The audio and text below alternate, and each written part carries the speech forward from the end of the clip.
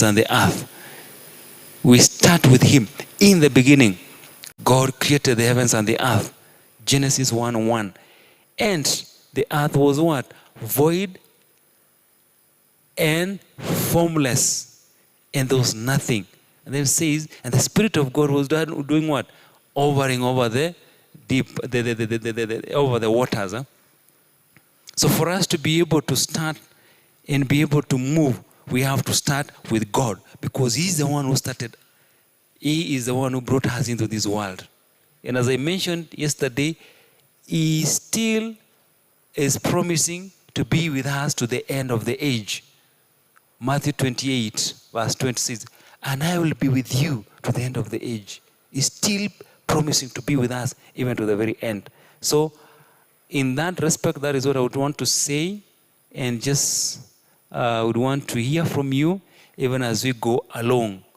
How do we strategize so that we do not kill these two birds, that is academic and our spiritual life?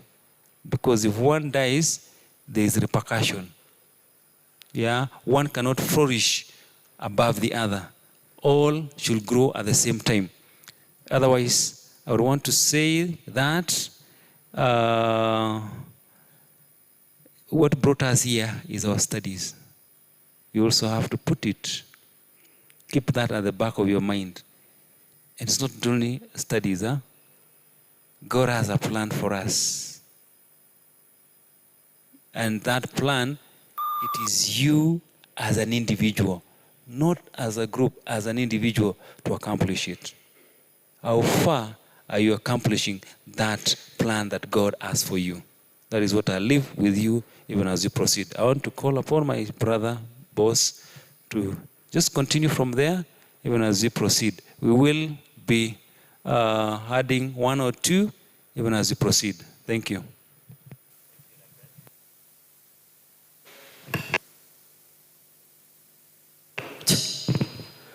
Thank you, Daktari. Good afternoon. Happy Sabbath.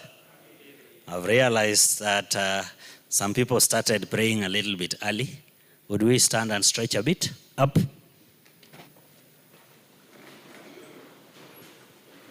Up. Oh, we are standing. Yes, we are standing. Yes. We've stood. Okay, step to your left. Aya, I've realized that some people who do not know where their left is. Where is your left? Raise your left hand. Raise your left. Someone is raising right. Our left cannot be your left. Raise your left hand.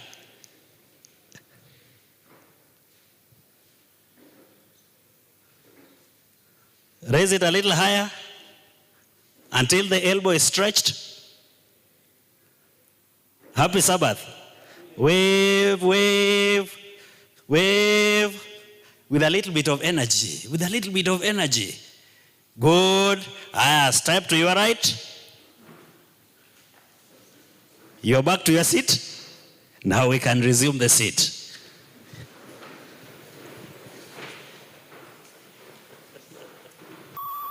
How does it feel now? It is better. All right. We understand the weather, plus the food that we've just eaten, but we still have to interact. As said earlier, my name is Boss Ong'iena. I'm a counseling psychologist by profession. I've worked in JKUAT as a university counselor for some times. Before I recently moved to the Ministry of Interior, I still do my counseling things there. I've been part of this family for a long time. Even last time when we were having this session, we were here together, and we are back again. I would want to invite all of us. Physically, we're already here, but now I want to invite all of us so that we are not distracted on our phones until we lose what we are discussing. It is just an insight that we are giving, then we listen to you, you bring it up, and then we respond to it. There were some areas that were floated to you so that you raise what exactly you do want. We interact with largely this afternoon, and one of the key areas were financial. Hello? Are we still there? We are still there. Financial.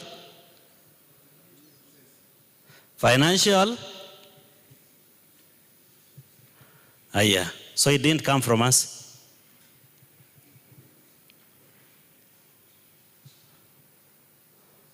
All right.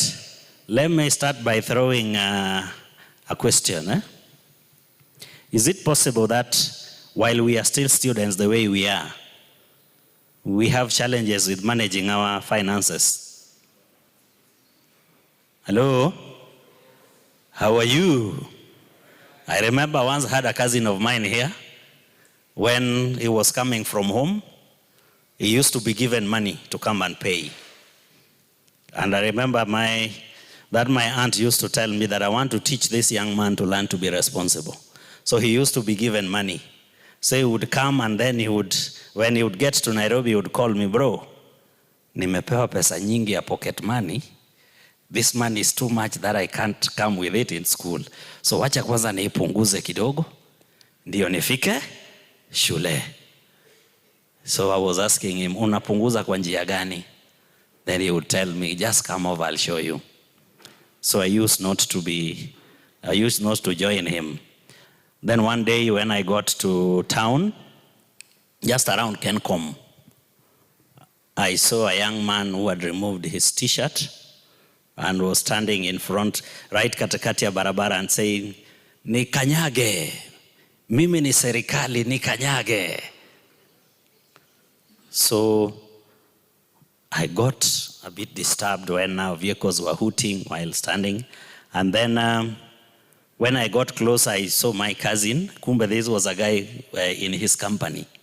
So he was trying to pull him. Then when I called him by name, so and so, then he picked my voice. He went, grabbed the friend, and took him aside. Then I asked him, is this the way you'll go unapunguza pesa kidogo? Hello? Is it possible we are given too much money to support our lives besides the fee? Some of us are given money, true or false? Wengine tunalipiwa direct, sidio? Wajana na ile ya help imegawiwa tayari, sidio? But real money, some of us are given directly, true or false? Hello? Naona hapo sauti inafifia. What is not happening? True or false? Could it be possible that some people are struggling that this is too much? My budget for a day is 200, but I've been given a budget of 500 per day. What do I do with this 300? Is it possible? Is it possible? No, yes. Is it possible? You know, many a times we are only looking at when finances are too little. So that is where we usually focus most. Did you know that there are people who are struggling with the excess money? Aya, you're surprised. I've just given you an example of this, my cousin. The way alikuwa anapunguza yake. Is it possible you can use money to destroy yourself? Is it possible? You can use money to destroy yourself. By doing what? Yes? My brother, I thought you wanted to say something. What would you do with this excess money that would destroy you?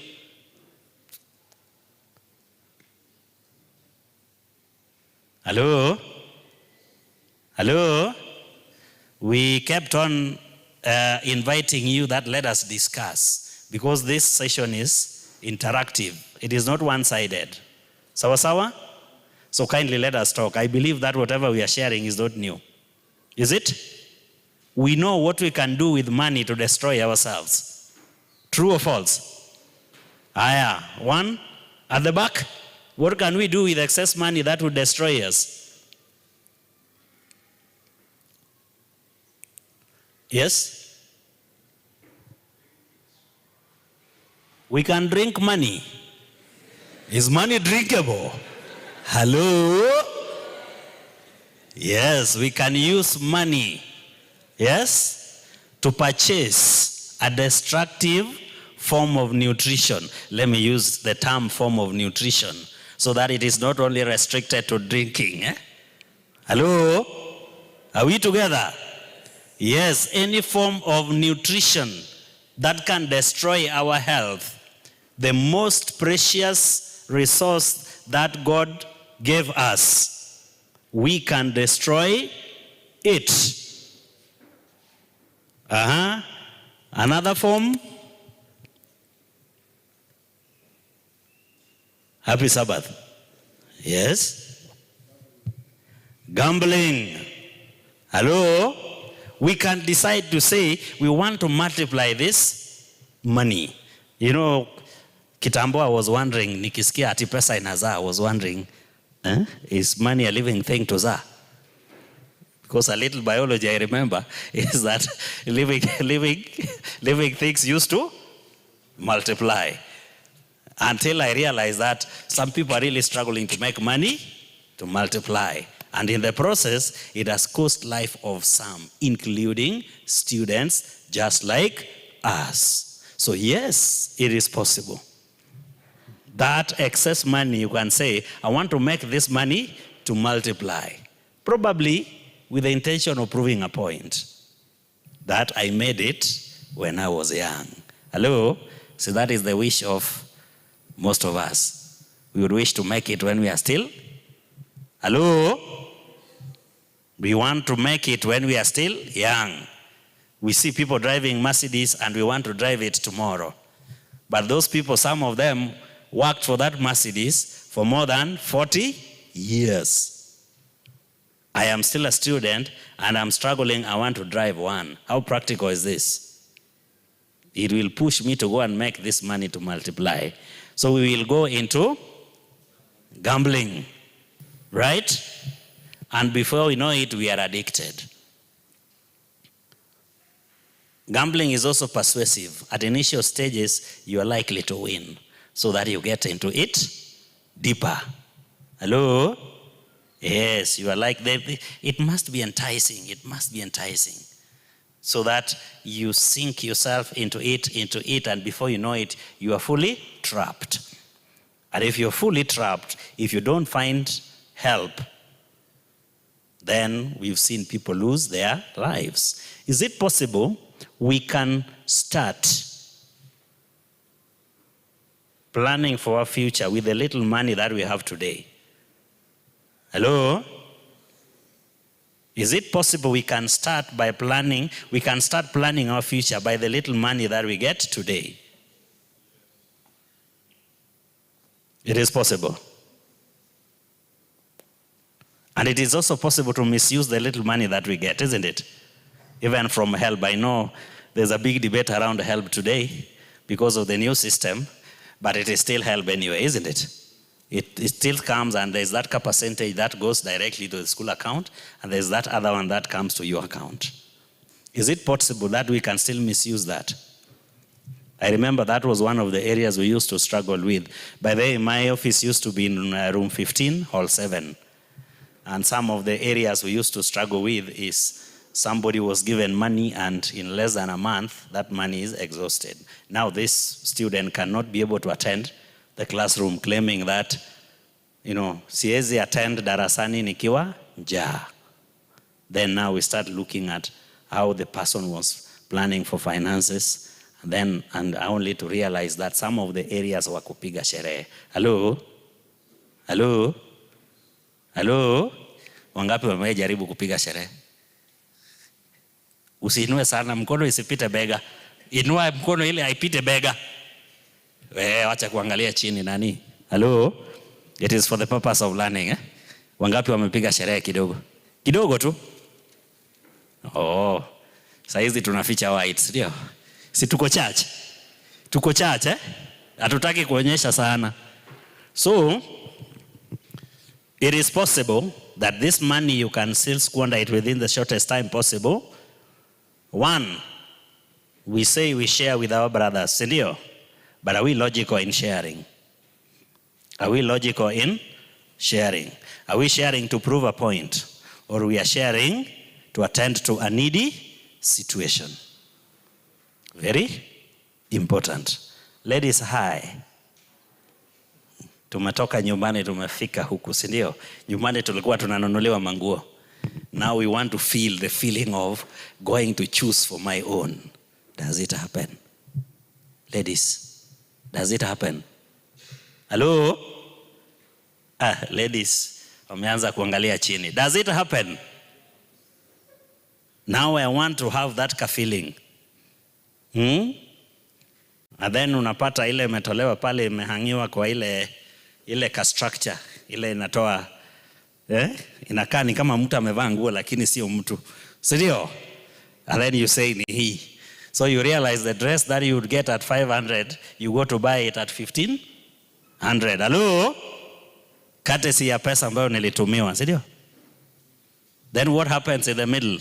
The going gets tough. The going gets tough.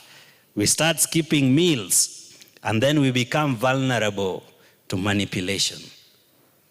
Is it possible we can get into things we cannot sustain financially? Is it possible?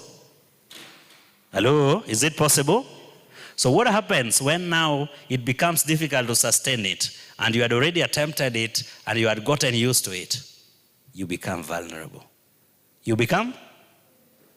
Yes. And once you become vulnerable to manipulation, financial manipulation, it might interfere with your spiritual life, with your academic life. Are we together? We are still within the concept of finances. Financial planning. Are we together? I'm only highlighting some of the areas that you may use, that you might find yourself using the little resources that you have in a way that destroys you, in a way that makes you vulnerable to manipulation and removes you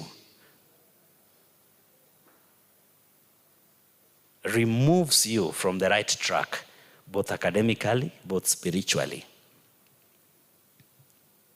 And before you know it, even your social life is affected. And then the worst is it becomes psychological. You start skipping classes. And then stress sets in. And then you lose the value of life. What happens when you lose the value of life? Depression comes. And when depression comes in, self-esteem inaenda wapi? Hello? When self-esteem drops completely, then you can do a lot of things, including self-harm. Hello? Have you seen people harming themselves? We have seen? How do they do it? How do they do it? I'm seeing somebody's getting sad. Is your friend harming him or herself? Looks like we know somebody who is harming self. Hello? Umewahi ona wande wanajikata either kupitia kwa razor blade, any sharp object? Have we seen them? Have we seen them? Some people biting. Some people biting themselves. Pata lips wameuma. Self-harm. And some even attempt suicide. Some not only attempt, but they die by suicide.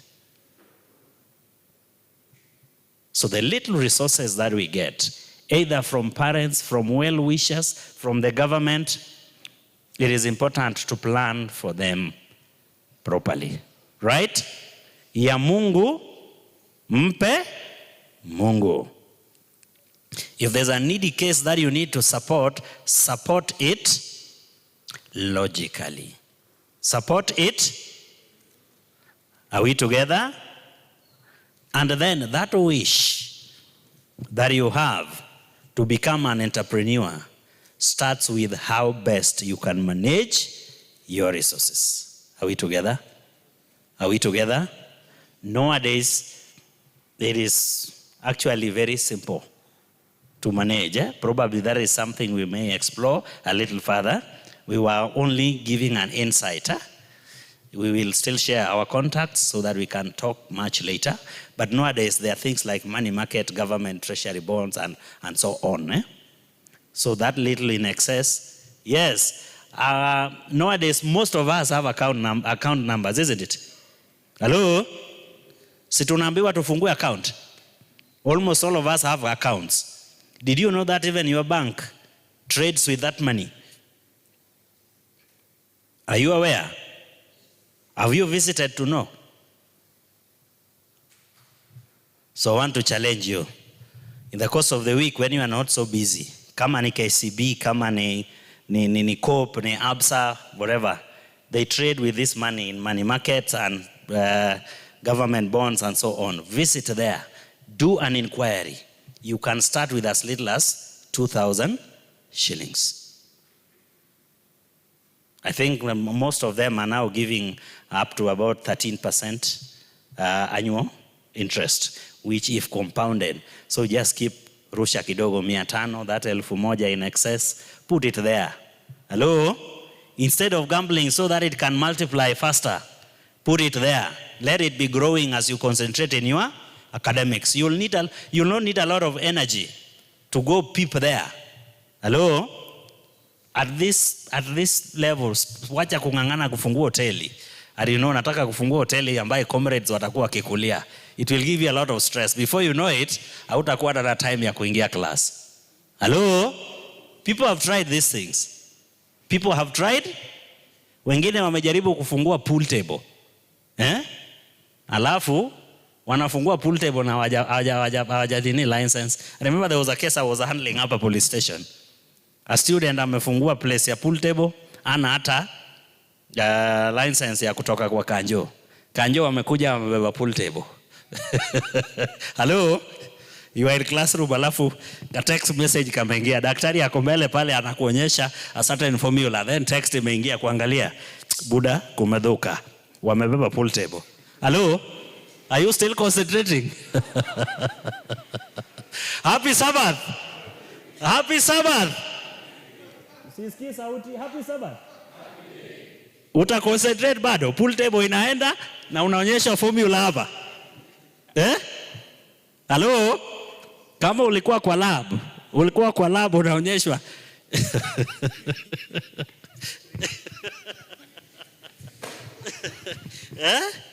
What follows? What follows? Na kama ulikuwa unafanya cut.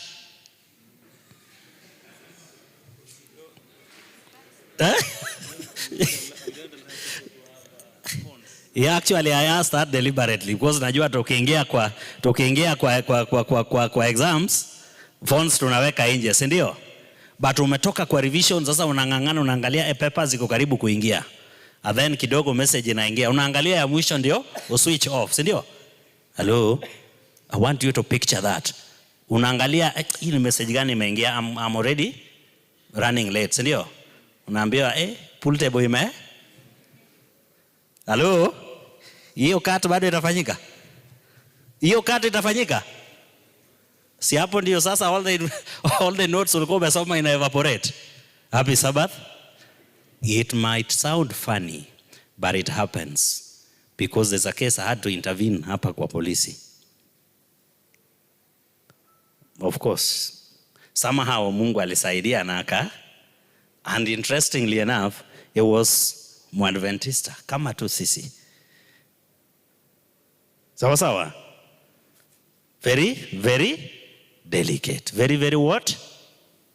Very, very delicate. So proper financial management, yes, makes you become a good, organized, responsible person. Are we together? You know, right now we don't have a lot of responsibilities. I'm not saying we don't have responsibilities, but I'm talking of a lot of.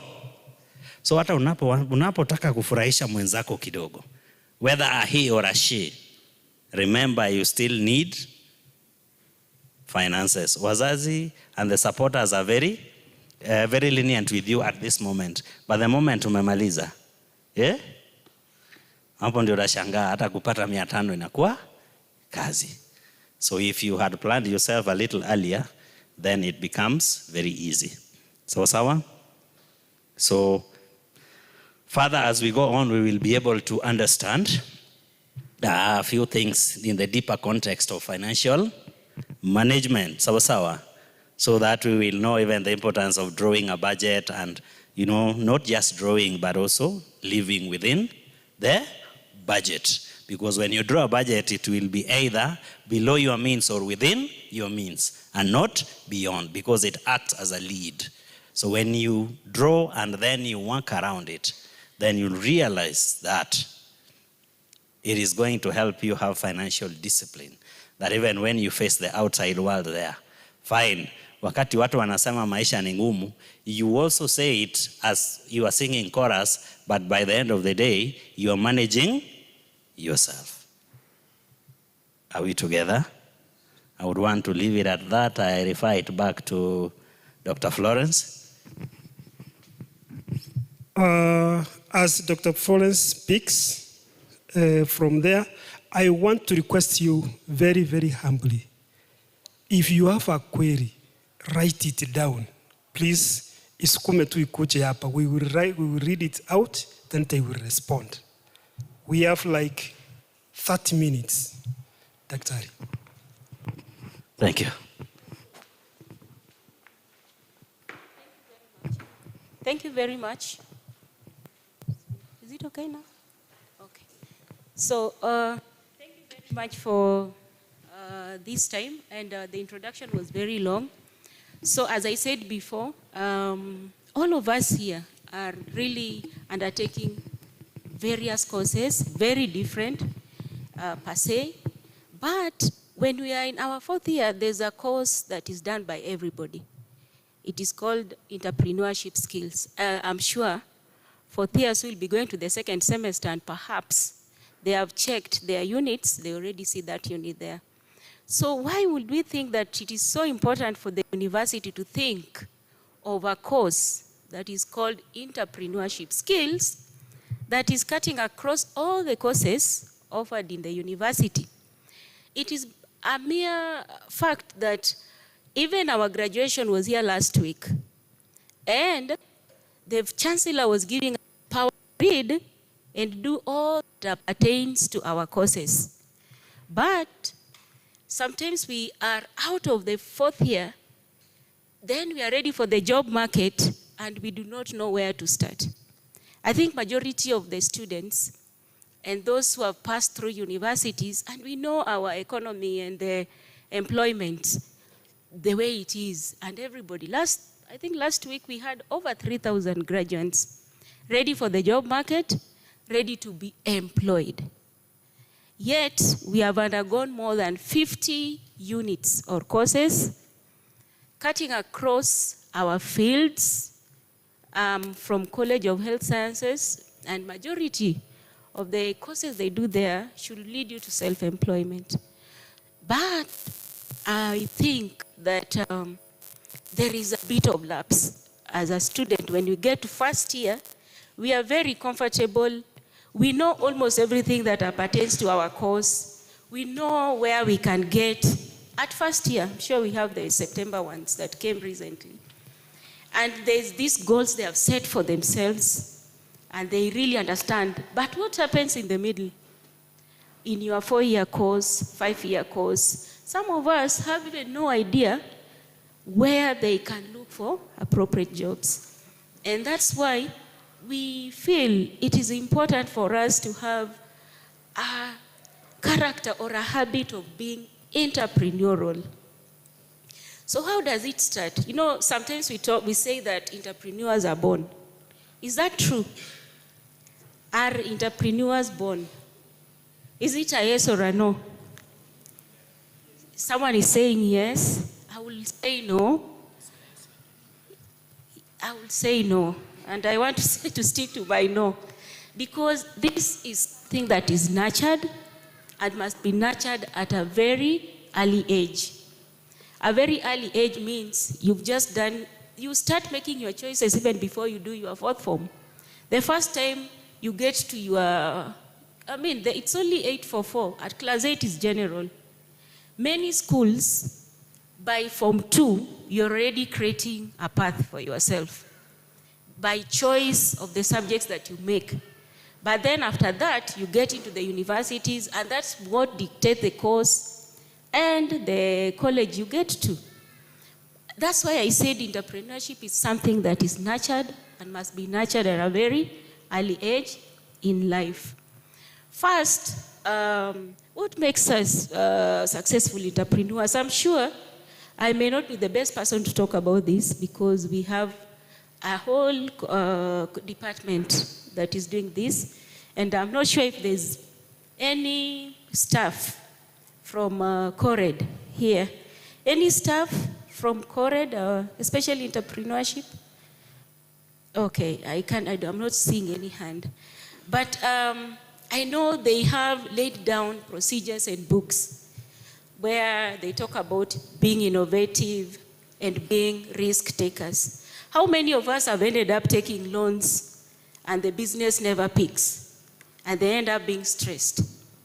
So I just want to, I'll take like only 10 minutes because it is interactive and we'll be able to answer questions. So first, you must have a mindset of being an entrepreneur. And you'll find that the most successful businesses in the world today were set up by not following the laid down procedures. What does that mean? You are taught to be innovative, be a risk taker, follow A, B, and C. But some of these things are normally pure intellect or intellectual property by a student. The M-Pesa success was a mind of a student. I think all of us know that. Whatever happened thereafter, I may not get into the details, but this was a simple project by someone who had sat down and understood their course. I'm talking about our various courses. When you are done with your first year, are we just doing it for passing the papers and having very clean transcripts that have A's? Are we developing skills? Are we building skills for ourselves? Because I'm sure, coming from my field, and I'm sure even engineering, I see them having very many labs.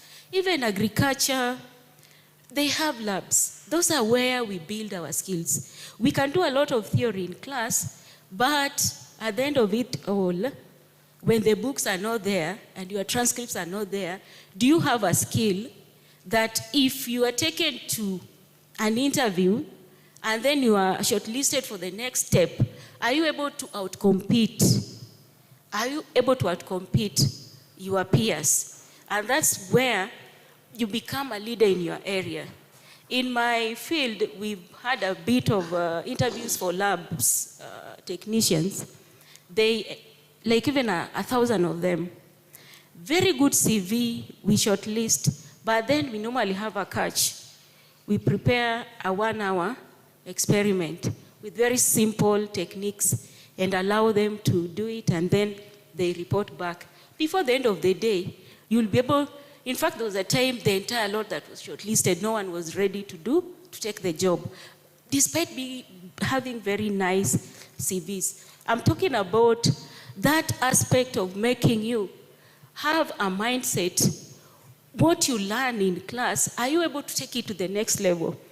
I'm sure that, it is just obvious after your 4th form, you come here in 1st year, we have our goals and all that we can attain or do.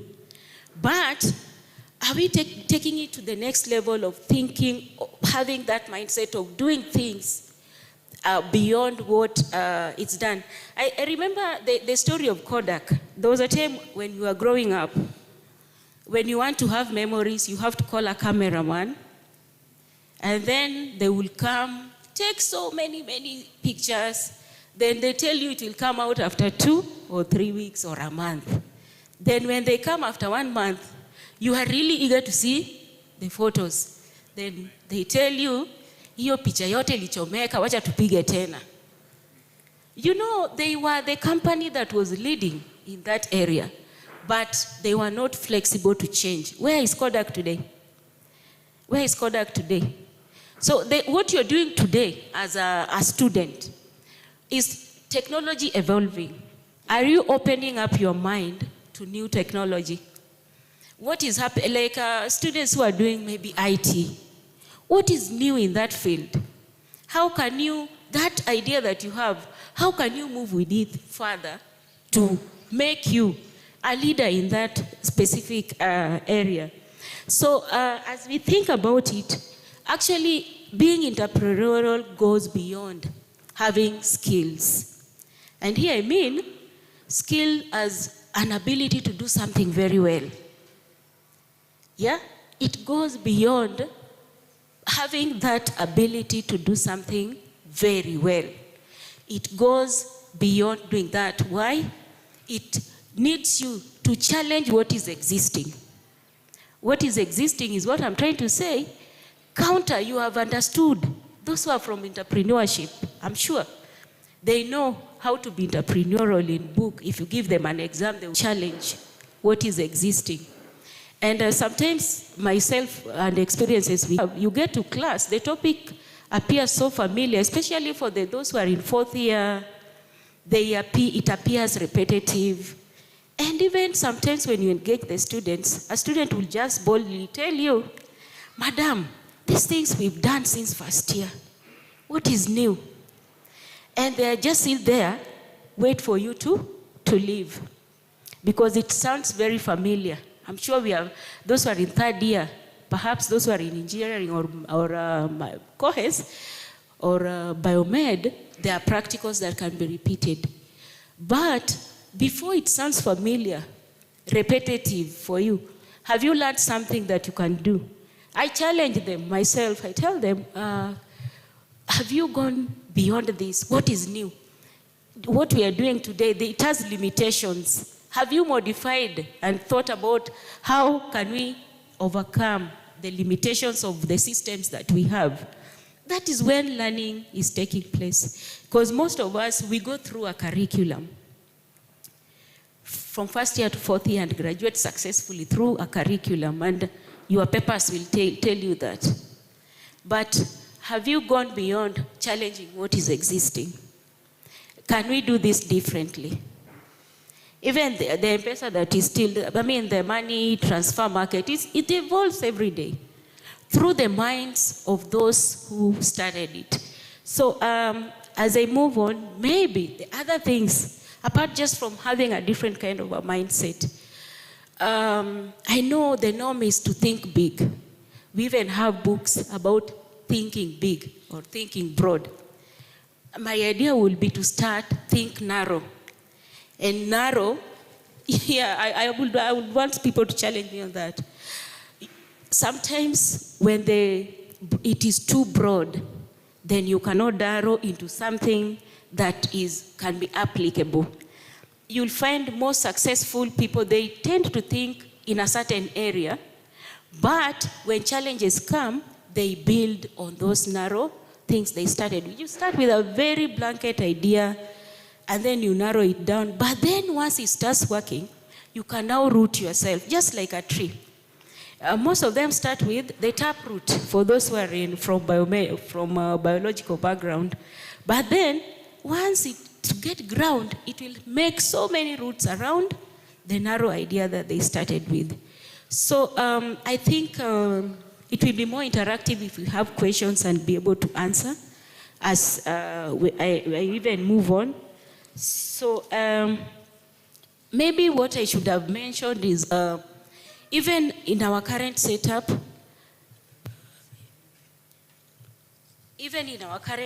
as we stock, we normally have a lot of problem or product-oriented market. And that's why we have a lot of adverts. Sometimes I'm amazed by even the number of advertisements, even for a basic detergent. Just capitalizing on an advert. There was this advert for Protex. I'm sure most of us nowadays have not seen it. When we were growing up, what we knew as the best soap was Protex, and the catch was 99% sure. But then Dettol came in and took over. 100% Sure, and you could see someone bathing and there's a red bacteria remaining. In the mind of someone who is going to buy, you want to be 99% or 100%. But if you go and look at those markets, what is really the difference between all these types of detergents? So is that entrepreneurial? Like you just come with a brand and capitalize on what someone has not done there. Is that entrepreneurial? So I think, I have a question here, perhaps I can read it. Someone just said, how could you build your network while a student? This is a very, very good question. How do you build your network while a student? So first of all, as a student, I think there are so many forums within this university that are normally set up for your benefit. We try as early as first year to try and have forums. There are so many free workshops that invite students at undergraduate level, especially like in our health sciences. I'm glad I can see Dr. Betsy there. She's from COHES.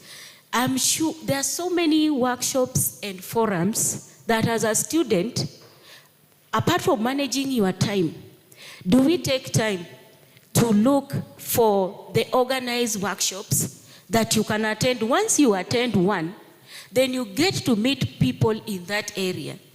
And then you get to interact with them.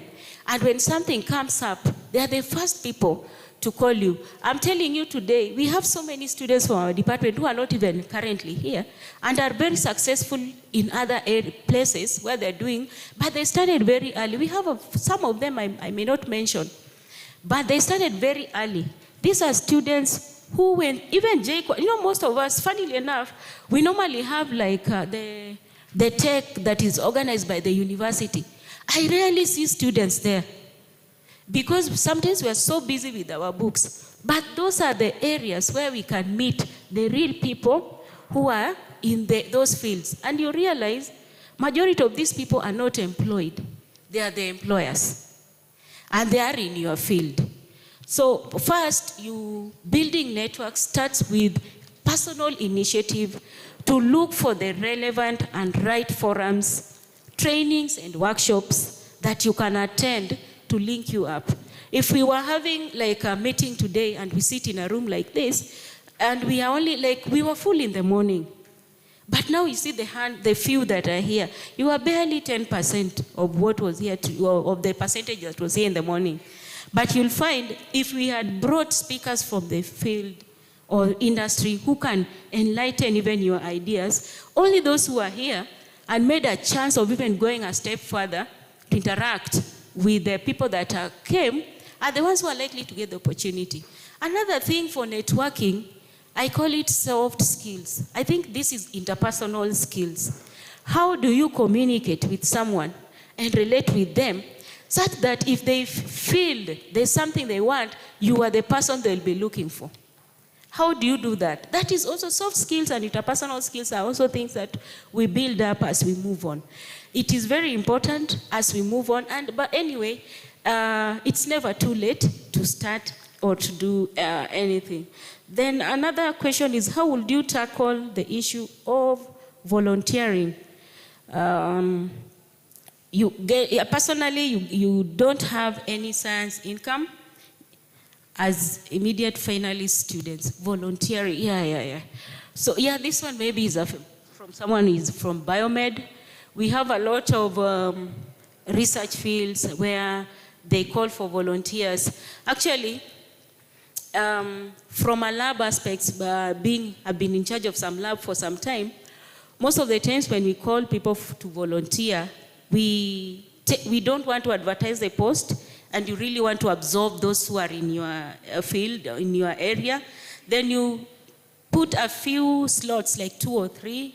Then they volunteer for 3 months. Right now, we retained one of the volunteers. It's normally like to expose you to be able to pick the best out of those students. Sometimes during the volunteer time, there is no income, and we can apologize for that. But once, do not, fear being a volunteer.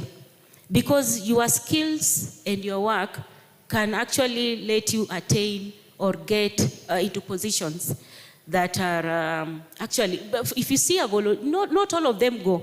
From this question, if you've ever been in a cohort of students and all of you are volunteered and no one was picked up, then literally in that entire cohort, the people never got what they were looking for. And they'll have to again stay for a period of even 2 months before they call another cohort of volunteers. And you normally find there's normally a catch. Once you volunteered, you should not apply again. So I don't know if we can continue interacting and maybe give a chance to the others to continue. If there are questions, I'll be willing to take. But literally, as a summary, and I can continue, maybe after they talk, I'll continue if there are questions that are more personal and oriented. Right now, they're just two, networking and volunteering, because there's normally no income for immediate finalists. This one we cannot exhaust, but it's also dependent. There are some few institutes that can give you something small in form of a token. Yeah.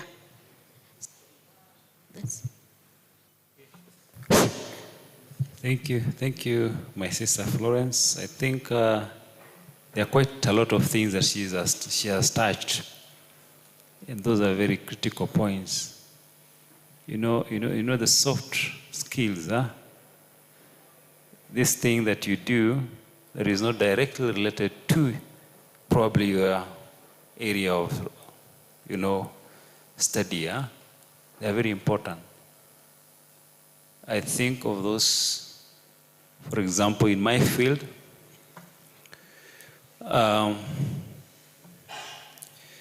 we train people to go and work internationally. That is what we do. My students, that is marine engineering students, we don't train them for our local market, but we train so that they can be able to go out and be able to work. And some of the things that you may see it as very simple, but very critical. One of them is just having a passport, because you're not looking at JKUAT. You're not looking at Nairobi. You're looking at probably walking in probably Canada or any other place, walking in a ship that plies from probably Mombasa all the way to China, Japan, even Russia, and so forth. So that becomes a very simple thing. Huh? So if you come into that space, that is something that you need to start with immediately. The other one is what we call basic safety training. Very simple thing. You can't walk in a ship unless you've done this basic safety training course. Simple, not difficult. It's about 28 days or about 2 weeks. 3 weeks to do the course. It may cost you a little bit of money, but at the end of the day, you would be in a better position to get a place than somebody who does not have. There are many who've been called. Imagine you've been called, I've been called and asked, how many students do you have that would want, we have this opportunity. And it comes, and when we just try to look around, nobody has done that simple basic safety training course. Does not have a passport. Yeah? Has not done probably fitness. And basically they're basic, but are very important. Yeah? So as my sister said, it becomes very critical for you to not tie yourself only to what is in your field. You can also go outside. Yeah? Somebody may want to have somebody who's done probably an accountant, even though you've done engineering, but they may want an additional and you've done probably accounting, they may be looking for that in addition to what you have done as an engineer. I don't know if you're getting me. So that you don't just narrow yourself to the area that you are doing, but you have more space. And we always say, opportunity comes once, huh? Yeah, it comes, and if you miss it, it may take a while. There's something that I've been training children for a while, as I mentioned to you. And a trainer was asking us one time, what is it that you consider a missed opportunity?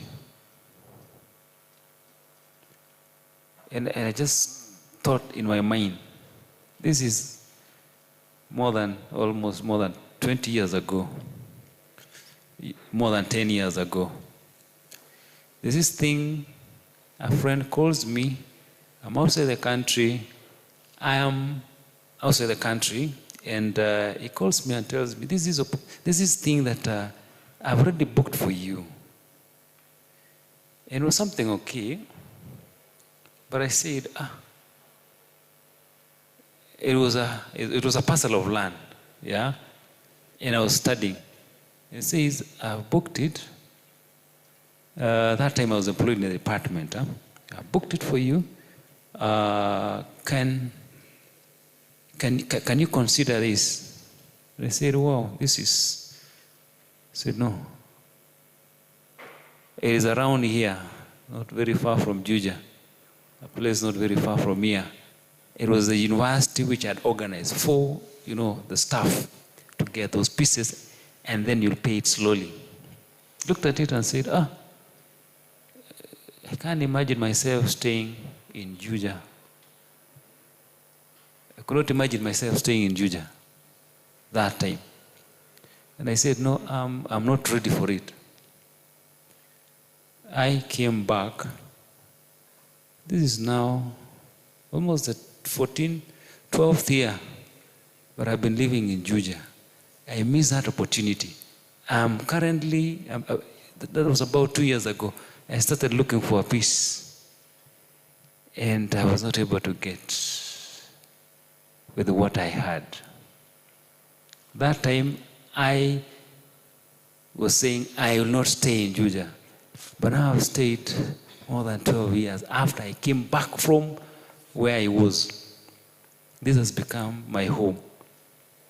And when I see that parcel that he was talking about, getting it now, that time it was about 450. But for me to get it now, I need to give out more than 5 million. Imagine. And that time, that money is not that I didn't have. So I lost an opportunity. And I'm still trying to come to terms with it. So, as we mentioned, you have to be very much proactive in terms of looking at where are you going. Yeah, as I mentioned, God did not bring you here to be just a statistic that you ever lived and you walked away. You appeared and disappeared. No, there's something God wants you to achieve, and specifically you. What are you doing so that you can be able to fulfill that purpose? As I mentioned to you yesterday, these people that were together, they came out of the ark, and after they've come out of the ark, they started thinking, God said, go and fill, multiply and fill the earth.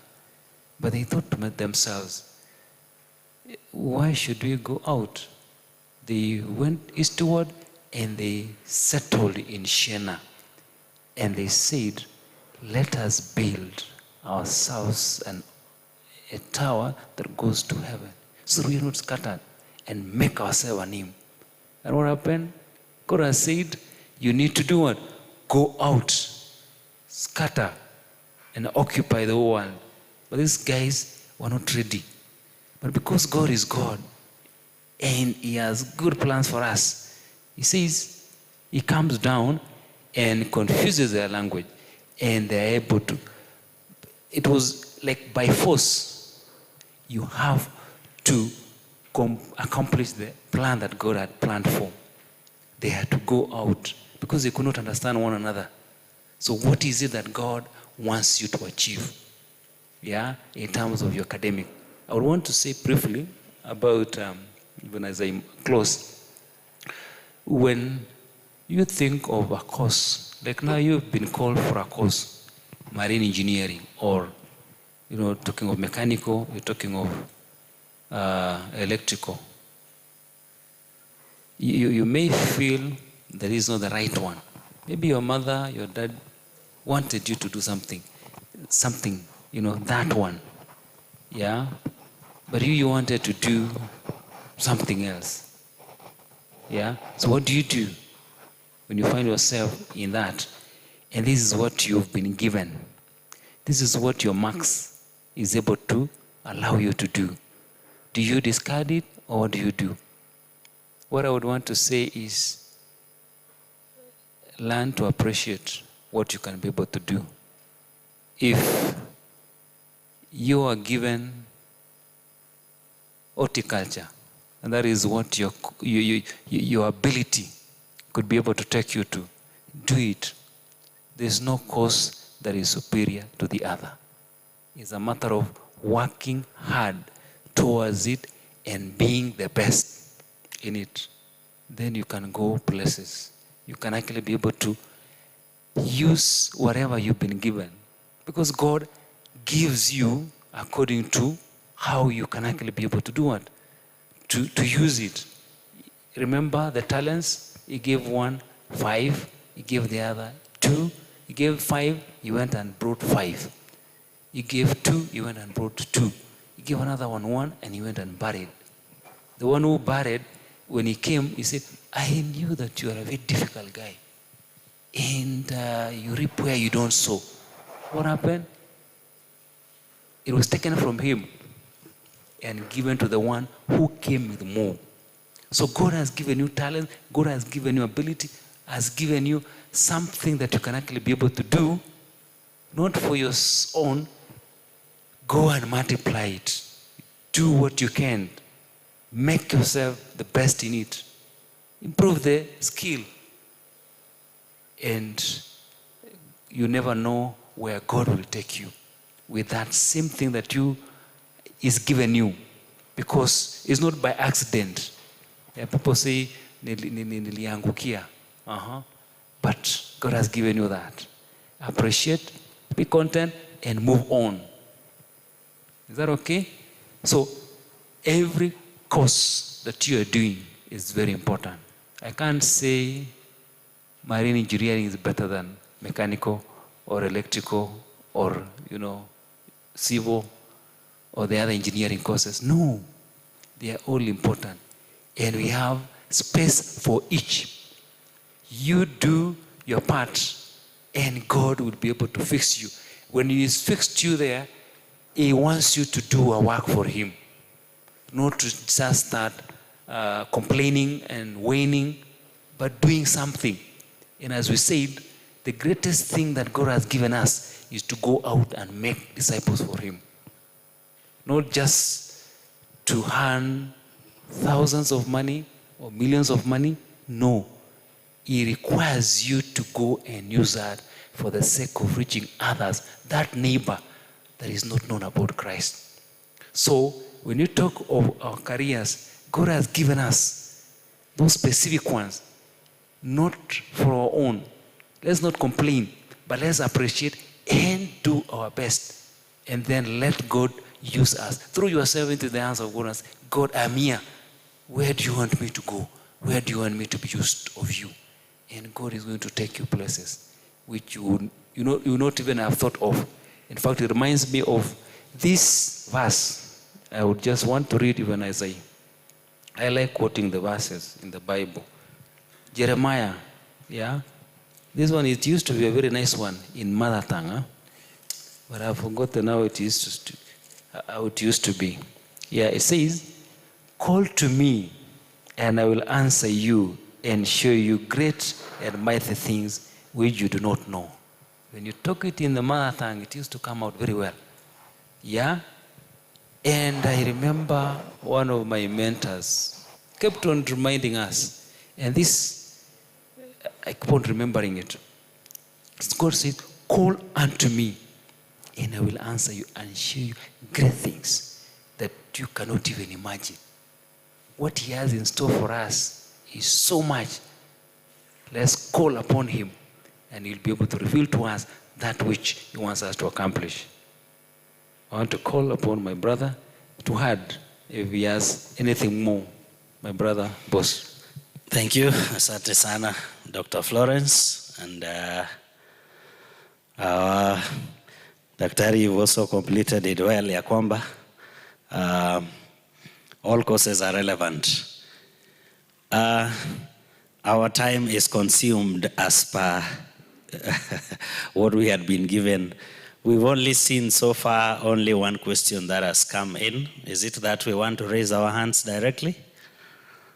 Okay, we have 1, 2.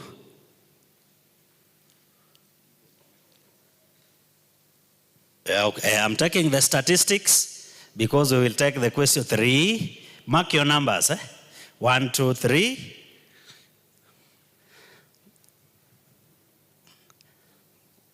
Just to hold.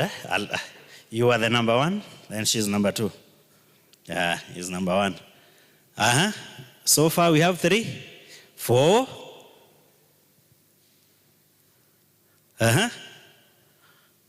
Hapo upstairs. Tunaambia upstairs hapo ndio kwenye brain inakuaga. Pengine maswali inaweza kuwa mingi pande hiyo. We have only 4. We have only 4. All right, we will take those questions and then we will respond to it. I just want to ask a quick one. Kwa ajili ya wale ambao hawajajibu swali. Kidogo tu I ask a question. Happy Sabbath. Happy day. Is it possible ya kwamba Wakristo pia wanapatwa na stress? Hello, are we Christians? Sisi ni Wakristo? Ya ukweli? Mbona hapo tunajibu kama hatuna ujasiri? Are we Christians? Sisi ni wa Sabato. Sisi ni wa Mungu. Kuna uwezo wa sisi pia kupatwa na stress, mahangaiko. Hello? It is possible. It is possible. Some of us are not sure. I just wanted to brush through the stress that relationship, yes, if it got challenges, it can bring stress, isn't it? Interpersonal relationship, that was mentioned. Yes, if you are struggling with those skills, it can lead to poor goal setting. Poor goal, misplaced priorities can as well lead to. So under any circumstance, when the demand supersedes the supply, then there's a possibility of experiencing stress. Hello? The question is, are you able to be composed enough to identify the stressor? Because if you don't know that which is stressing you up, you might not know how to manage the stress. Hello? If it is poor goal setting, can you revisit the SMART goal setting formula so that you know what is it that is working best for you? Because that is where your strength lies. What is it that you are struggling with? Because that is what many will call the weakness. Me, I would call it the area of improvement, so that you can know what to work on. What are the opportunities that you have?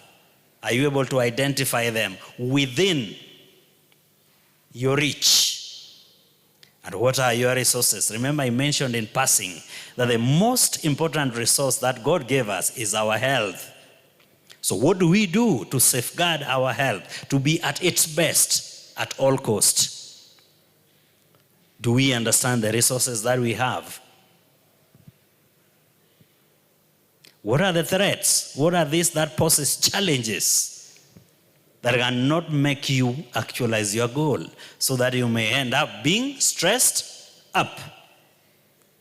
And finally, are you a good time manager? When you set your goal, do you give it a particular time frame? And what do you do within the time frame so that you can actualize it within the stipulated time frame? Hello? If it is that relationship that is giving you stress, allow me to highlight that relationship is in a will form. It starts from an acquaintance. An acquaintance. Umesikiza sauti kwa mara kwanza, umeona sura kwa mara kwanza, you are acquainted to it. Then it goes to familiarity. I am familiar with this. Then it graduates to just ordinary friendship before it gets deep into serious friendship. Then it either graduates to intimacy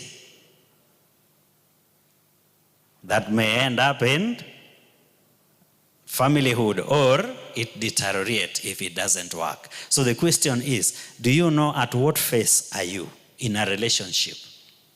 And what is it that you are supposed to do when you are within that phase, so that you don't struggle with another phase when you are still in a different phase?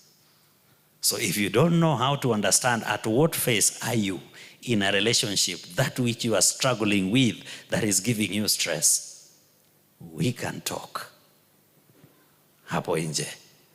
Sawa sawa? In the interest of time. But I wanted you to know that it is important to understand you are at which phase of a relationship. Hello? So that as you graduate. You don't rush it over, then before you know it, you are in a relationship, you are in an intimacy level, then you mess things up, and now, hello? Then you start counting, then you realize you are at the 7th one, and it is still not working. Hello? What makes you think that the 8th one will work? It might make you struggle even more. So we need to understand what is this that is giving the stress, what we call the stressor. Sawa, that is one area of managing the stress. Sawa. If it is leaving that environment, if these toxic friends are the ones that initiating stress in you, you can easily move away from them. Moving away from the stressor. You can let go these friends that are toxic. Hello? You can only do this if you understand. How is it that they are making you deviate? So that can you be able to leave them? Because in life, we make friends as we drop others. Kuna wenye tulianza now, primary school, secondary, up to where we are. Do we still retain the same friends? Hello? Do we still have the same friends?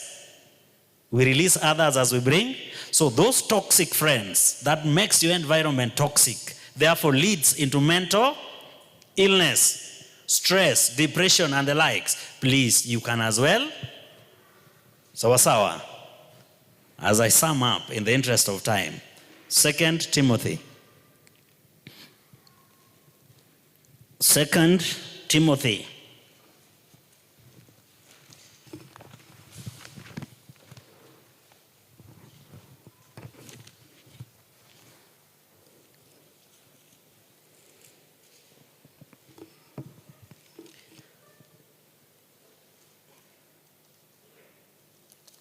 Second Timothy 1:7.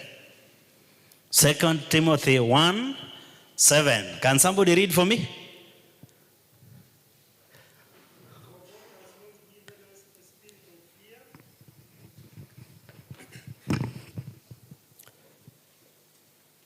For God has not given us a spirit of fear, but a power and of love and of a sound mind.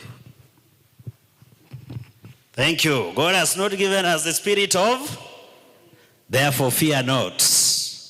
Fear, God is in control. God is in, yes. You may need to identify a support system within yourselves, or you can still look for a professional to have a support system to walk with you. That brother, that sister who has come approach to you in love, are you able to support them? Are you able to nurture them? Because our God is God of love. When you identify one of us as struggling, you see the person is withdrawn, only enjoys self-company. Are you able to near this person? Offer support. Walk with this person. If it is something beyond you, can you involve a professional? Can you be a prayer partner?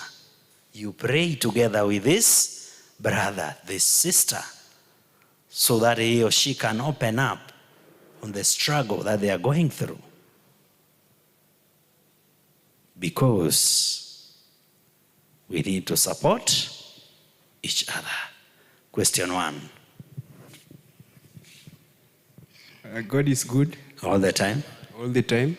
Very good. That's nature. I'm Okoth Ibrahim. I'm a fourth-year student.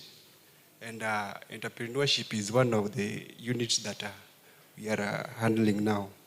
So, first of all, as my capacity as a student, let me have an addition to what Dr. Florence said. Can you allow me to add an addition? It's okay, briefly. Thank you so much. So the thing was about narrow thinking and think big. So in entrepreneurship term, to make it more interesting, we call it it is backcasting, whereby is a method of business management, whereby the first one we are forecasting. You see the bigger picture, then you collect the data from the previous source. Then the backcasting, you observe the bigger picture, then you come and start working on the minor principles, each one after the other until you arrive to the big picture. So the correct term there is backcasting. Then being that now we measure on the bigger picture, and I'm a student, I'm in the school, I'm in school. So my request is, what does it take to be a professor? That's my question. Thank you. Good question. What does it take to be a professor? Be working on that. Very interesting. Question 2. Okay. Happy Sabbath. Happy day. Happy day. Happy Sabbath. My name is JKUSDA. So as Mr. Boss was presenting on financial management, you mentioned that when we decide to support anyone financially, we need to support with logic. So I would like you to explain further what you meant by supporting with logic.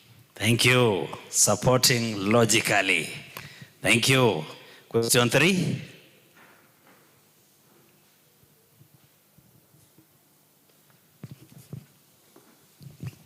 Hello, everyone.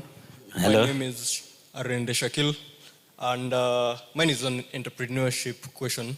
So, while trying out the first attempts of entrepreneurship, I believe there's a bit of discrepancy or inconsistency between the knowledge and skill and all that, doing what you love and turning it into a business. Because having knowledge and skills pertaining to a particular area or a particular career or profession works very well for the corporate world.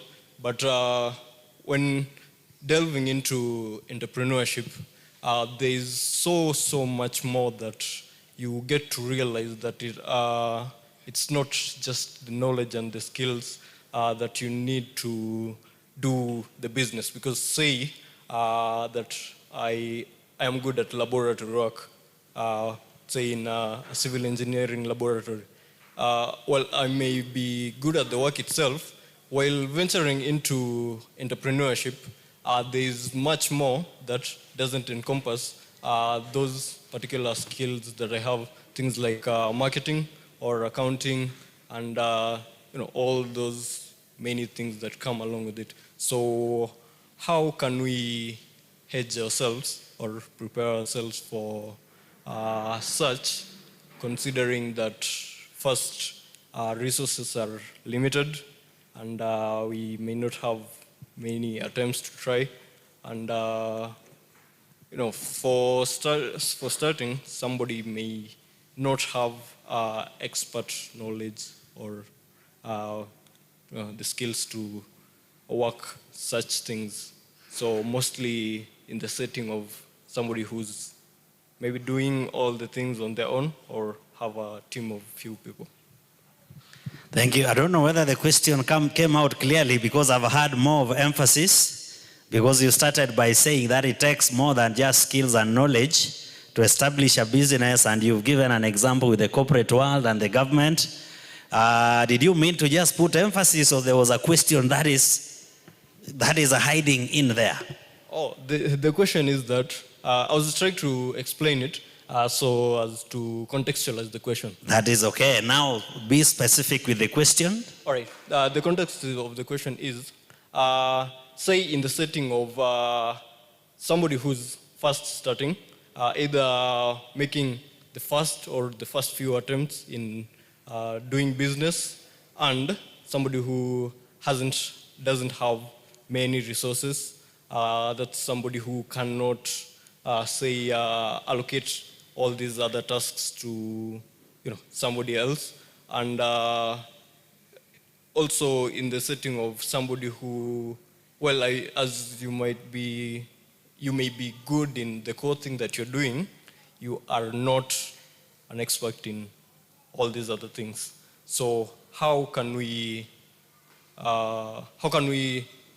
hedge ourselves into going into the business in such a condition? My friend, you've mentioned too many things at a time. Next time, when you want to be precise, you say, in the context of minimal resources, how can you still be an entrepreneur? Is that what you're meaning? Because you've talked of so many contexts in between. Actually, you see Daktari is struggling in that. What exactly is the question to respond to? Is it that because you mentioned of minimal resources, you've mentioned of minimal skills and know-how, so which is which? Is it about attempting to be an entrepreneur with the minimal resources? Is that what you are asking? Yeah, I've got him. Okay. He says to be an entrepreneur, yes, you need, for example, he mentioned you need somebody to keep your books. You need somebody to do other things. You need other things to back up your business. But you have minimal resources. You may not be able to employ these skills from other people. So you are the sole person. So he's asking, how can he have an edge in starting a business with the minimal resources while he is actually limited in terms of the other aspects to support that enterprise? Thank you. Basically, the question is on the minimal resources. Probably as she'll be responding, she'll help you understand that you don't think of being an entrepreneur in the form of a company, that you start being an entrepreneur when you're already employing people. It doesn't work for everybody, but I'm sure she'll be able to explain it further, that even at a student level, you can still be an entrepreneur. And I will give you an example. I know of a student who at second year, he was already an entrepreneur. By the time he was graduating, he has never gone to look for employment. And today he's going international. I know she'll be able to highlight it further. Question 4. Did any other person add the number? I know we are at number 4. Oh, umejiongeza. Sawa. So we close at 5, so that we respond to them very fast and we close. Actually, we are having about 3 minutes. Okay, karibu. Happy Sabbath. Happy day. Happy day. Happy Sabbath. I'm Otieno Shadrach, and I would like to refer the question to Dr. Florence, the first question, and the second one to Dr. Boss. The first one, the society expects us that we should school, go to the university, end university at 25, graduate, and go face the world, make money, be stable, at 30 get married, raise a family, at 40 attain success and drive the big vehicles we are talking about. And it brings a puzzle in my mind that, is it the only way we should think, and is it the right way we should think? Should we only follow that criteria? And let me tie it to the second question. You talked about having or being an entrepreneur at the time you are in the university or the time you're taking your education. And you gave an example of you cannot start a hotel business at the moment. You will have a difficult time when studying. And you gave an example of money market funds. We can do such. And I there ask a question that are they the only means? Can a student not run a serious business and make good money while at the same time studying? Must we just attain success by the end of the education? Can you not walk out of the university with those big machines we were talking about? Because if you go to the streets, it's not only the old men who drive them today. There are young gentlemen who drive them. Must we just also wait to drive them when we are old? Or we should program ourselves and plan everything so that we can achieve that success at a young age? Thank you. Thank you. So God is good. All the time. And all the time. The Lord is good, and that is nature. My question wants to base on job interviews. If you see currently about the job interviews that are there, they want what we call experience. And for example, there was a job interview about the ABSA Bank. So with my qualification and as a graduate from the university, I see that this job, with my units that I've done, I could handle it. But then there's an inclusion of experience. You know, I'm a graduate, I've just come from university. Maybe perhaps I was tri-semestering. And then they need experience. So what can you advise on that one? Because basically, I've finalized my education, but there's no experience, yet they need experience. But this job really qualifies me. So what will you advise on that matter? Then, for sure, if you look into this generation, it's a very informed generation today. I'm sure that every person who is here is having a business idea, because what currently they're being told, or the information that is at hand with us, is that the sources of income, maybe you are employed by the government, sustain yourself. You'll have to go further. And you have the business idea. Then the question comes in. The source, where can we get this source funds to start our businesses? You know, that's been a big question, a big worry. Because, yes, we have a business idea. We don't have the expertise. We don't have the capitals. And yet you are young. If you approach a bank, they'll tell you they need a bank statement for your case. Or maybe you can give them that idea that you have, and they go and build on it and become their own innovation. Yet you know that this was my own innovation. So what can you advise on those two matters? Thank you. I believe that the questions have been gotten clearly. My friend, is it burning? Because we are already at the responding stage. All right. I hope it's not a repetition. Very brief. Very brief. I'm surprised, considering the gender, it's only one lady who asked a question. But it's okay. Briefly. Good afternoon. Or good evening. Good evening once again. My name is Ademba Calvin Opio Agriotieno. And I have a question to Dr. Florence. Dr. Florence was my biochemistry lecturer in second year. And she talked about intellectual property, and she gave an example of M-Pesa. Yeah, that was a product of intellectual property. And a lot of people here have a lot of things they're thinking about. And I'm very sure. And there's this narrative of coming out of the block. And intellectual property is one of the things that have made people come out of block. But it's like us students, we are not understanding what is intellectual property into details. So we might be having an idea here or an innovation here, but then for us to implement that innovation, we need funds. But then when we realize that we need funds, we let the innovation slide through. So what is the best procedure that we can follow? Or is there a way that the university can help people to make their projects come up? Thank you.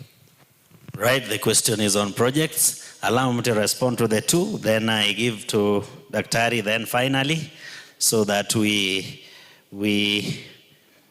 close. I'll be very brief. I'm told we are really past time. I'll be very brief. Your question was, when I mentioned that as much as you support others, it is supposed to be logical. You are asking what I meant by that. Yes. You need to discern the level of need before you support. Like for instance, a friend comes to you and tells you, I'm really craving for a stick of cigarette. Please give me 50 shillings. You are a Christian and you have this. And this friend is very honest with you that I'm craving for cigarette. What would you do? What would you do? You don't think you'd help. But remember, this is also a form of help. You need to support this person because the person is craving. So when I talked of logical support, I talked of you discern the nature of the support. Because again, we might be held accountable. If we give a support that is going to destroy this brother, this sister, instead, convert that as an opportunity and understand his journey of smoking and support this. And even invite this brother or sister to church, as opposed to give him 50. Prepare a cup of tea, share together as you support in the context of helping this person get back to the right track.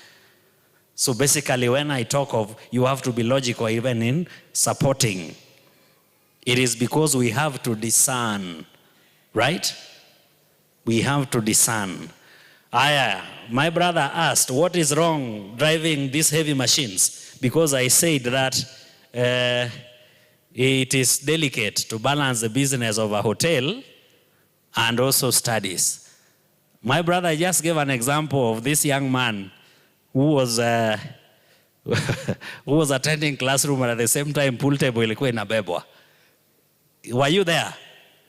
Yes. So what I'm simply saying, there are those kind of businesses that at the moment might distract you from your studies. And when I mention this with all the humility, I mention them from experience. Because I used to handle such cases. Even online writing that most of us do, if you don't do it with moderation, then it might deviate you from the purpose as to why you came here. And Daktari said it, that we came here purposely for, hello? Tukitoka nyumbani tulikuja kufanya nini huku? Kufanya nini huku? So there's a time for everything. See, the book of Ecclesiastes puts it clearly. This is our time for, why are we in JKUAT? Hello, happy Sabbath. Why are we in JKUAT? We have to maximize our stay in JKUAT. So even as we think of that, making an extra coin to prepare us for the outside world, it should not interfere with our focus. It should not interfere with our focus. That is my point. That is my point. We've seen students who came here with grade A. Then they struggle to finish because there was a good business deal out there. Some even got into the business of car dealing. And then they end up, trading with a car that was stolen. Then the next thing, the CIDs are here. Unanyanyuliwa juu kwa darasa. Is that what we would want to see happening to us? Hello? Is that what we want to see happening to us? So, being an entrepreneur, even as early as now, is not wrong. But we have to understand that it should not remove us, yes, from the focus of what brought us here. Are we together? My brother, I don't know whether I'm making sense. So I don't have a problem with leaving JKUAT or rather coming back to JKUAT to graduate when you are in a V8. But it needs to be genuine, Sawa. It has also, these things have pushed people to have double standards, Kwa giza, what we learned in the morning, kwa giza, the things they do are things that are totally contrary to Christianity. Lakini siku ya Sabato amenyonga tai kama mimi, ako hapa. And then, before we know it, he's changing cars. That is not the direction that we are encouraging. Sawa? And lastly, my brothers and sisters, I would not wish a situation where you go out there is when you come back struggling to finish that which you started. I would rather you focus on education and finish it. Sawa? And my reason of saying this is, just before I left JKUAT, I was dealing with the case of a student who had abandoned classes. He told me that he went to US in a very funny way, ati alipanda ndege kwa mzigo. I don't know how he made it. Na kaenda US. And he did what he could do all the stuffs. And when he came back, he had good money. Akanunua shamba. Na akajenga kwake. And then he bought a few cars. Akaweka some biashara. And then the neighbor started wondering, mtoto mdogo, hii pesa yote ametoa wapi? So the neighbors started disassociating with him. Then this boy got really disturbed. He was doing a course in current campus, then hiyo course ilikuwa transferred to main campus. So when he came with American accent, alipoenda department, he went there harassing everybody, and then he was telling them, I will shoot you. When the secretary was telling him, tone down, I will shoot you. I must finish what I came to do. And the secretary called the security. This boy was wrapped up. Then I was called from the security. Hello, Mr. Ong'iena, are you in the office? Yes, there's a case here we need to bring to you. So the boy was brought under security, you see? And this is a guy who is driving those big cars that we are talking. He has a home and he's a young man. I'm telling you, the neighbors disassociated with him, saying, mtoto ametoa wapi hii pesa yote? This must be a devil. You're getting, my brother? So driving those cars at a young stage is not wrong, but it has to be sawa. Of course, we were able to reason with him and took him back to the department na tukaongea. He had left almost 6 years down the line. But somehow we were able to support him na kamaliza. Recently, he called me to say, thank you so much, finally I've graduated. That is not what I want. Ifanyike kwa mmoja wetu. Sawa. Would you want to go all those? So let us do what we are supposed to do when we are in JKUAT within the stipulated time. So as we do things extra, kwanza Mungu mbele. When we are investing, let it be investment ambayo ina mwelekeo. Let us build it pole pole as we do what we are supposed to do when we are in JKUAT. Let us come out successful. Allow us to come and celebrate you when we eat that cake. Tukishukuru Mungu. Sawa. Na Mungu wetu atubariki.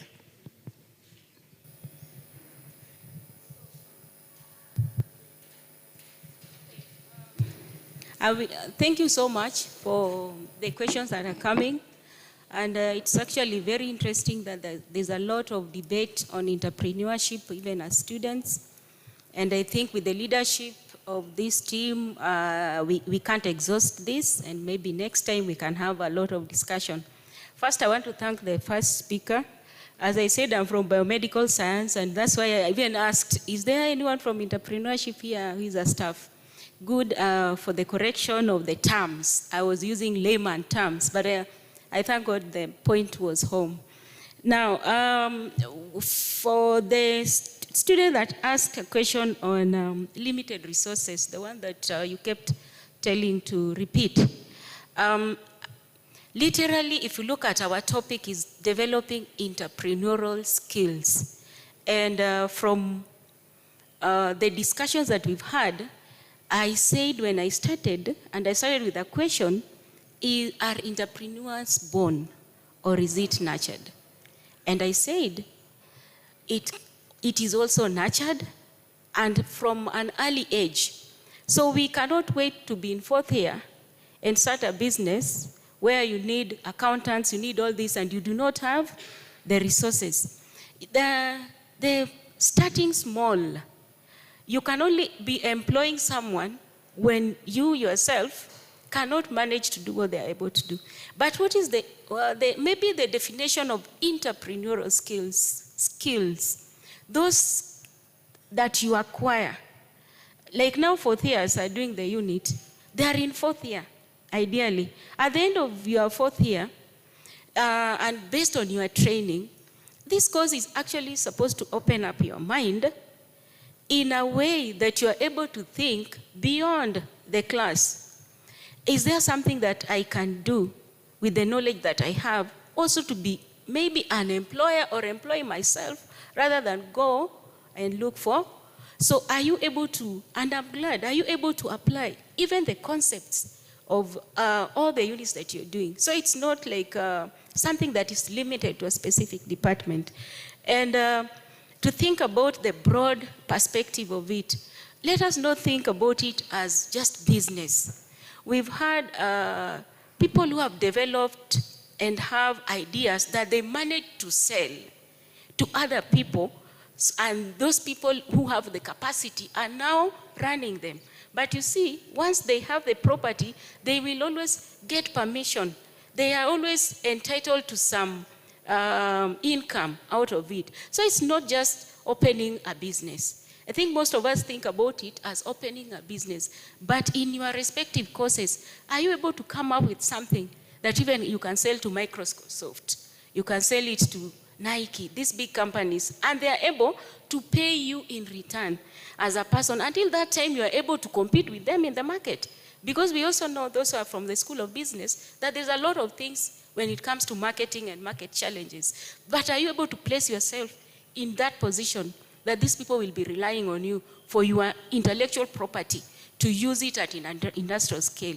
I think as a student and those who are training, let us focus on gaining and building skills that no one, it is your property, no one can take it away from you. If you move with it, and you are free to sell it to any other person, not just opening a business. If you think like that, like I'm starting a bookshop today, I need an accountant, I need someone to go to the market, then you'll have a lot of expenses and you're going to crash.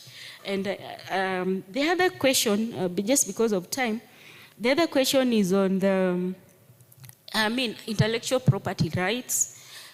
We know for the staff here, there's a there is an intellectual property rights department in this university that deals with that.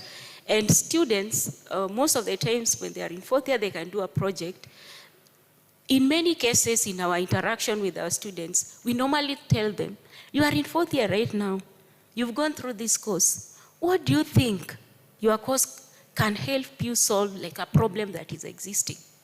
If you come up with something that is good and you discuss with the right people, you are normally the first author for those rights. And as much as the institution is there to assist you, they also have some ownership because they give you the platform. But that's why we have it, the Kenya Industrial Property Rights Institute, for such purposes. And many people have gone through that way, and they're able even to move with their products to other people that are able to go through it.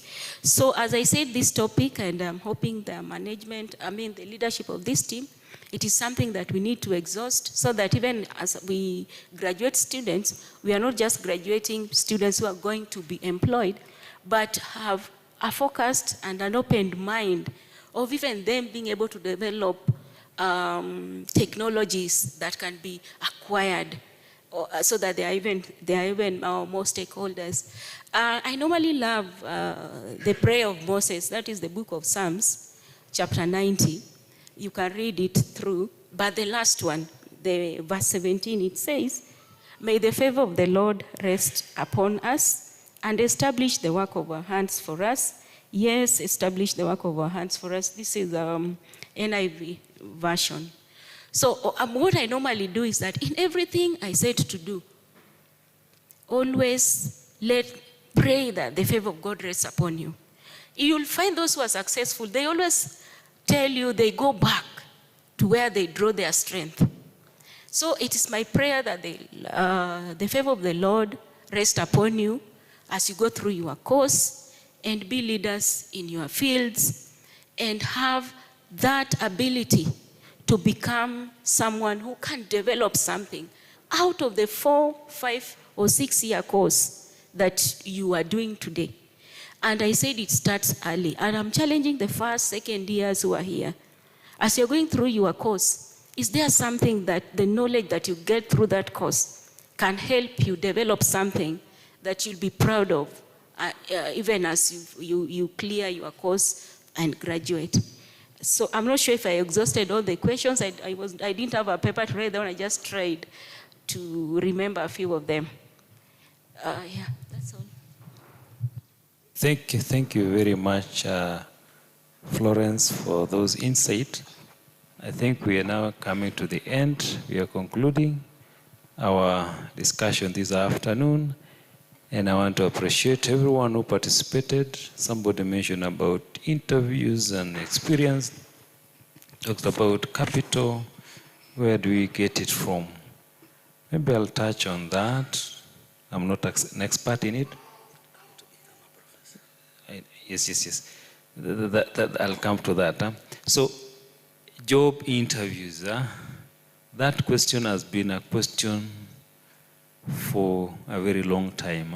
Even when I got to be employed, that was a question. How do you get yourself into the job market, having come from school where they're asking for experience? I'll just answer it this way. Florence mentioned you can actually volunteer, you can do internship, and that becomes part of the experience. And if you stand out and boldly, when they're asking questions in the interview, and you are bold enough, they will always ask, where did this guy go? Even without that experience of working, and you have something special, the employer will always get you. There are people who have very good papers, written very well, but when it comes to the actual working, they may not be able to do it. So if you are good in something, perfect it, and be bold enough, even when you are being asked, you talk from what you know, and confident that if given the opportunity, you can actually be able to do the work and prove it even practically. Nobody will deny you that. I'm just giving just a tip. When it comes to capital, start small. Start small in that case. Don't look at, I need 100 or millions of money. Start small. Kidogo, kidogo, and it becomes something big.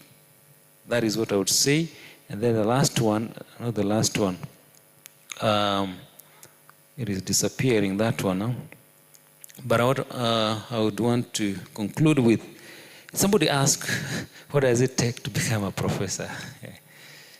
This is a process of, basically, when you've done your first degree, you go for the second one, you're trying to narrow down to a specific area. When you go to PhD, you are narrowed to a specific area in a certain field. For you to be a professor, you must have gone through that process. You have even though there are cases where you're conferred a degree like PhD without having gone to class. I believe you've heard of that. Huh? Yeah. But in most cases, you're talking of an earned PhD. That is the starting point. So you have to have had those degrees, first, second, and third, and then now go into publication, just improving yourself in that particular area that you are already an expert in, and publishing, and not only publishing, but also influencing, the community, and also bringing money. When you do research, you're bringing money to the institution, and those are the things that they look at. So you move from being a lecturer, and you're promoted to a senior lecturer, and with time, you move now to the next one. All this requires publication. What is the influence at that particular level that you are in? Yeah? What have you done? There are criteria that have already been set down for you to be able to go up to that level. In some cases, there are some cases, instances, where you already have the qualifications to go to that level, but the institution says, because it comes with also, monetary, gain, the institution may not have fun, and you may not be able to get that level, even though you may qualify to actually be in the position based on what you've published, what you've done in terms of supervision of students, the number of years that you've done in service teaching, the number of books probably you've written, for the scholarly, work that you've done, and so forth. So I would say it's a process, and they lay down procedures, and you move from one level to the other. You have a minimum of 3 years to ensure that you have the requirements for that particular level. But sometimes institutions take a while in terms of those promotions, and you may take a while before you get into those kind of, you become a professor of that. But you may have already the qualifications, but the institutions has not given you that privilege of being in that position. So a professor is basically an authority in that particular area. Yeah, for example, when you come to, for example, in my field, we have different areas. My interest is more in certain area. So you become the best in that field. And as I was saying, this is what I'm concluding with. Whatever you're doing, be it Bachelor of Science in Chemistry, ensure that you're good in it to the end. And you'll be a professor in that field. Let's say chemistry or physics or engineering, that particular engineering. If you pursue it, and you can actually be able to deliver and be able to, give out that knowledge, and so forth. I would say it in a nutshell, You may have more details, but that is what I would say in a nutshell. Otherwise, thank you so much for coming. Oh yes, this is the last one. I hope my friend Awi is still around. Is he still around? Yes, I would want him to speak something about intellectual property. I want him to talk briefly about intellectual property. How can we secure this key thing? Give it to him, the mic, please. Thank you. Hello, good evening. I'm Meshak Hawi. Just to highlight that Dr. Kiplimo was my lecturer here in undergraduate mechanical. He was also my supervisor for master's degree here, and he is currently my mentor in the university. So to begin with, thank you for giving me the opportunity to comment on intellectual property. First, to highlight that somebody talked about intellectual property up there, and somebody asked about how to get money for business somewhere there. What I would say is that as a student of the university has the Directorate of Intellectual Property and Industry Liaison Office, DIPOIL, that helps students and staff to get intellectual property rights for their property of the intellect. So in brief, intellectual property is a creation of your mind, creativity, something new that you develop. And they are classified in different categories. Intellectual property can be given to you as a right as a patent if you discover something new. You can have an industrial property, in industrial design. You can have a copyright. You can have a trademark. And you can have geographical indicators. And you can have appellation of origin. Just to mention, if you discover something like a microphone that serves a certain purpose, you can get rights of patenting it. That's given under patent. If you discover a different shape that just looks nice, that's called industrial design. The white seats and the green seats are different. So somebody who discovered that shape and this shape, both of them serve the purpose of sitting or for people to sit.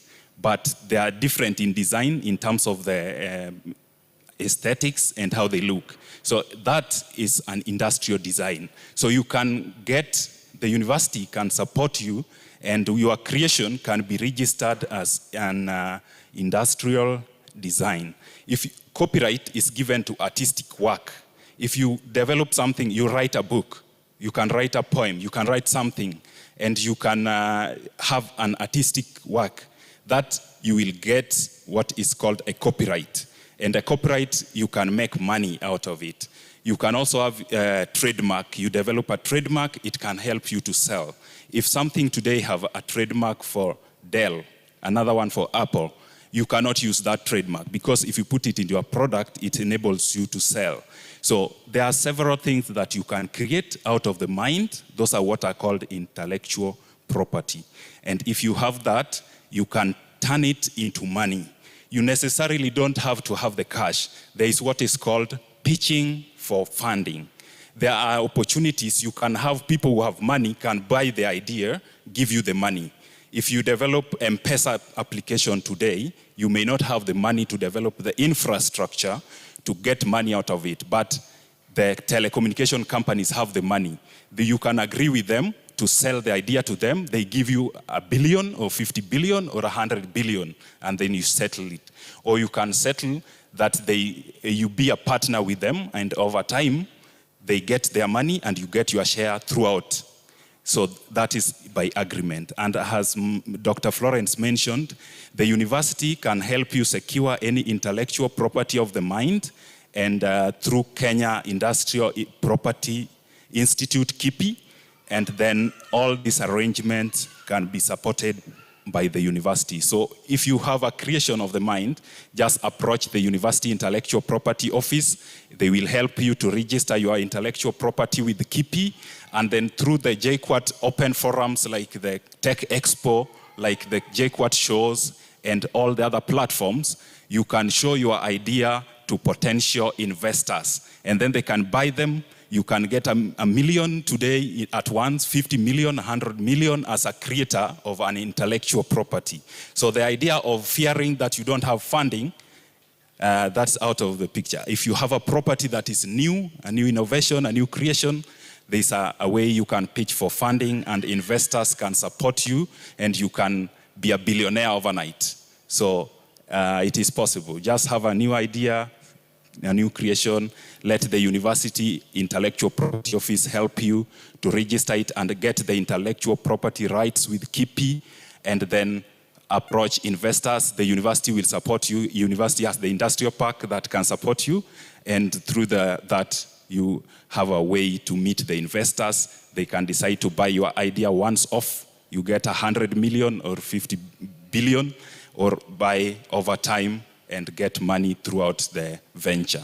So thank you very much, and God bless you. So we're just closing. Thank you so much. I think we would stop at that point. Yes, his office is next to the workshop, engineering workshop. So if you need more help, that is where you can go and get help. I would want us to stop at that point and allow him to say something as we close. Thank you. Thank you, Dr. for that information. I think something small I wanted to add on what the panelists have brought about. If you are keen, there have been more on one of the characteristics of an entrepreneur, which is innovative. And I want to say this. There are bodies that you can register with in your course. For example, those who are in the line of business, the ones who are doing finance, we have CASNEP. HR, we have HRMBEP. Medical, like medical laboratory sciences, we have KMLTTP. So those are some of the, and I believe engineering, they have theirs. Those are the regulating bodies that you register with. And when you now enter the job market, they add value to your CV. The last one is that education can take you bigger heights. That you remember Kimani Maruge, who went to school at the age of 80s, simply to get knowledge, to know how to count. So once you get this education, it's a gateway to where you want to go. So I would also like to stop there. I'll ask Dr. Kiplimo to pray as our preacher of the day comes in to crown the day. Let us all rise. Let's rise up as we pray. Okay, we are praying. Our gracious Lord, our Father who art in heaven, we come before your throne of grace this evening with lots of thanks in our hearts. Indeed, God, we've seen your hand since morning. You've been with us, you've talked to us using various people. And Father, we've learned quite a lot. We pray that what we've gotten, may it help us in this world and even in the world to come. We are your children, and we need you to guide us, to continue holding our hands and directing us in your path of righteousness. Whatever we did not do well, it was not clear to us.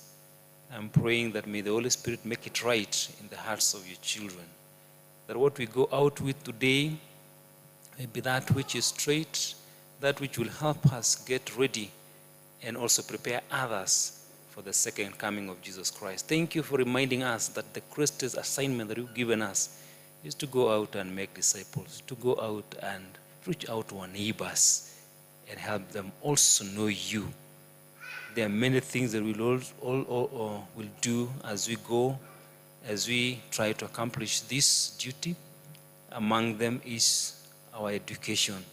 Help us that we may be able to do well, so that we may be able to accomplish the mission that you made us for, and that you may be able to bring your kingdom, that we may be able to go home, the home where you promised us that there will be no weeping, there will be no crying, there will be no pain. We will be there with you. You will be our God. And we'll be able to enjoy that which you have in store for us. And we'll be restored back to that which we lost in Eden. Thank you for you've been so gracious to us as we will be now leaving to go to our various places. And even to hear a last message from your servant, my brother Okumu.